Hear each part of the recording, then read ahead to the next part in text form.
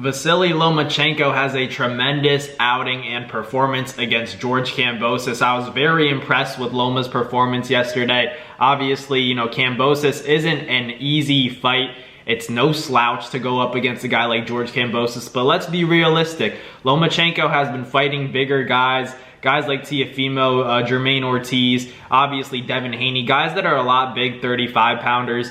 And he went in against a guy like Kambosos and did his thing because Kambosos isn't like all those guys. He's not a bigger guy. Lomachenko didn't really have to deal with the physical strength. He just had to deal with the speed. And for Lomachenko, it was no problem. So Loma did his thing. He surprised me for sure. I thought he was going to have a good performance. I thought I would have seen still a little bit more resistance come from Kambosos, but there was nothing of the sort. He tried. It's just against the elite. Kambosos seems to fall flat. And obviously, he had that great fight against Teofimo Lopez, but there was also that talk about Teo having the lung issues and that Teo could have almost died. That's what he and his father said. So Lomachenko had a really good performance, guys. I think that performance really changed my perspective on everything, because I was like, this is the performance where we're going to really see if Loma's really on the decline or if we can still consider him to be one of those potential big threats. Not to take away the fact that he's now a champ, but at the same time, like I think we can all agree that we kind of thought Loma might be on the decline, but it was also the opposition.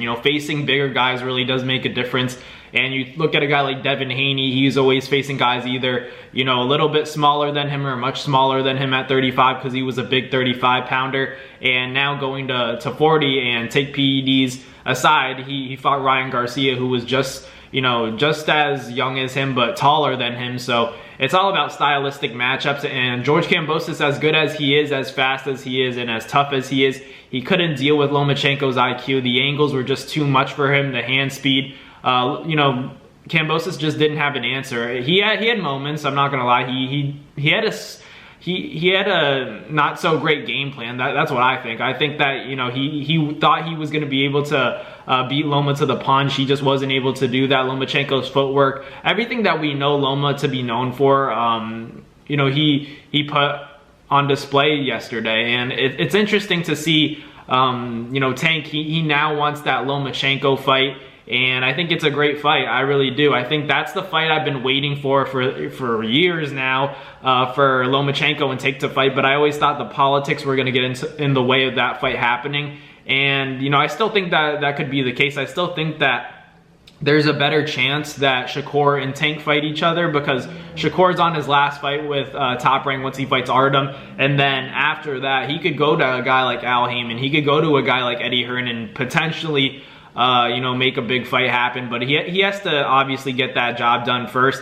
But, assuming he does, Shakur has the option to fight a guy like Tank. But obviously, Top Rank seemed to go in the direction of talking about how Tank is calling Lomachenko out instead of talking about how Shakur is talking about how he wants to fight Loma. So that was a little bit interesting, because obviously Shakur is on his last fight deal. So you got to think that because Lomachenko won that fight, he looked good, they're going to try to make a big money fight with Tank. I guess they're willing to make that fight happen because Shakur is on his last fight deal, and they'd rather go in the direction of Tank and make a lot of money with him as opposed to, fighting Shakur. I think that Lomachenko and Shakur is also a tremendous fight, but at the same time, I feel like I'd rather see Tank, because I've been waiting for that fight. Lomachenko and Tank is the real test.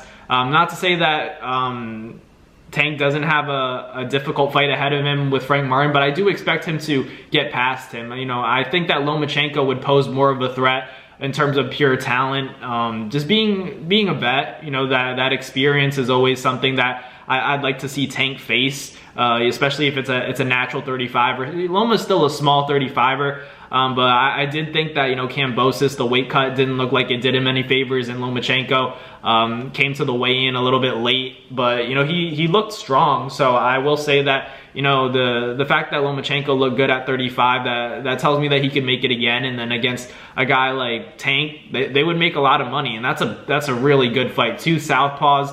guys that are very good boxers, high IQ, both athletic. Tank obviously with youth on his side, but Lomachenko with the experience on his. I think that's the fight. Loma and Tank is the fight I want to see next. I've been waiting for that fight for years, and now it's a really realistic fight, assuming that, you know, Tank beats Frank Martin, which he should. I think Tank and Frank are obviously, you know, very good fighters, but I think there are levels in terms of IQ, and some people just have it. I think Tank. What really separates Tank from a lot of people is the killer instinct. You know, a lot of fighters, they're good, but they really don't have that mean streak and that killer instinct to want to go get a guy out of there. I think that really takes something special. Not everybody has that in them, and I think that's what makes Tank different from all the other fighters, is that fact that, you know, Tank really wants to hurt people. Like, Tank genuinely wants to hurt his opponent, and he says it all the time. I'm going to show them that they're not what they think they are. And Tank has exposed every single one of his opponents, except, you know, you could argue Isaac Cruz, but I don't care to see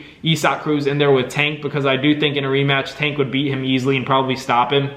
So I'd rather see, you know, Vasily Lomachenko get in there with Tank, because I think that's a real competitive fight, in my opinion. I think I would favor Tank to stop him, but I think that there are a lot of issues that, you know, Lomachenko could give Tank because of the footwork, because of the angles. You have a guy that's very athletic, has good footwork as well. So I really do think that's the big fight at 135 realistically, because I don't see a guy like Devin Haney, and Devin Haney's in the conversation as well, but I don't see a guy like Devin going up to 47, but I also have a hard time seeing him make that weight cut down to 40 again, because if he goes up to 47, he doesn't have the power to compete with a natural 47-pounder. He could get hurt up there, but at the same time, he's struggling to make 40, so he's feeling a little bit depleted, and that's a problem for Devin Haney. That's a real complex situation that he's in, because he doesn't have the power to go to 47, but he's having a difficult time making 140. So, you know, Devin's in a tough spot as well. Will he go for that Ryan Garcia rematch? At the time, he said he's not interested in it, but I think money talks, and once the offers are presented on the table, and Ryan Garcia, you know, has gone on social media recently and said, Devin, let's go, let's run it back again. If you think I cheated, let's do it again, and I'll make the same outcome happen again. And I'm not too mad at Ryan Garcia for saying that, because, you know, I don't condone the cheating. Ryan Garcia may very well, you know, face a suspension for the positive PED test, but still, I don't think that Devin beats him. I think the power is just too much of a factor, you know, and Devin would really have to stick to a strict game plan and execute it. He can't exchange with Ryan Garcia even for one second. That could cost him the entire fight. So I do think that Lomachenko, you know, his fight with Devin was close, but I can't call it a robbery, because, you know, Lomachenko took that last round off, and that's the reason why I don't feel that bad for him losing to Devin Haney, because that was really a pick-me fight. I watched it one time, and initially thought Loma won, and then I watched it back and I thought Devin won. So, you know, whoever you thought won that fight, it doesn't matter, because ultimately that fight was too close to call a robbery. You know, if Loma had won, you know, 8 rounds to 4 and did it decisively, then you could call that a robbery. But if it's like basically 6-6 or, you know, 5-7, you can't really call that fight a robbery, in my opinion. But it was good. It was definitely a good fight. But Lomachenko putting on display that he still has the power. I think he felt that pressure, that his back was against the wall, because he's been in so many fights, and he's been in a decent amount where, you know, the decision didn't go his way. So he's learning that in the sport of boxing, even though it's not fair, you kind of have to make a statement to really earn that win. You can't really just leave it in the hands of the judges, because there's a big element of risk in leaving a fight to the judges. So I think Lomachenko did his thing. He did a good thing in terms of stepping on the gas and getting, you know, George Kambosos out of there with the body shot, and not leaving it to the judges, because, you know, we've seen historically Loma has left fights to the judges and they give it to the other opponent, and, you know, that's unfortunate. So Loma learned to make a statement and hurt Kambosos to the body in the 11th round, and ultimately got the stoppage win, and it was impressive to me. So congratulations to Vasily Lomachenko. He has a lot of options now. He could be fighting Navarrete next, or he could fight Shakur Stevenson, or he could fight Tank Davis. I think the Tank Davis fight is obviously the big money fight. If he wants to kind of finish up his career with a bang, he goes for that Tank fight, and I think he could give Tank a really good fight. And I think that's a pay-per-view that sells a lot of money. I think that probably does around 800,000 pay-per-view buys, Tank and Lomachenko. So why not make that fight happen? I feel like that's that's Gervonta Davis's toughest fight alongside Shakur Stevenson at 135 pounds. So, you know, why not make the Lomachenko fight happen? I think both guys are ready to do it. There's been a narrative at the lightweight division for Shakur and Tank to be fighting for years now. It's never, you know, come across the table officially, and now's the time, in my opinion. You know, Lomachenko's point in his career where he's getting a little bit older, but still having a great performance against a young gun like George Kambosos. Maybe not the best opponent in the world, but at the same time, you know, he still made a statement last night,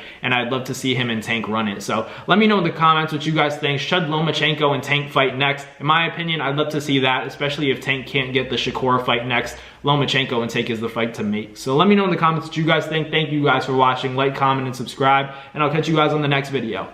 Peace! That's going to do it for another Fight Media video, guys. Thank you guys so much for watching. It's been your boy, Matt Nabong, with another video. Hope you guys enjoyed it all. Thank you guys for the constant support. Salute to y'all always. It's been your boy.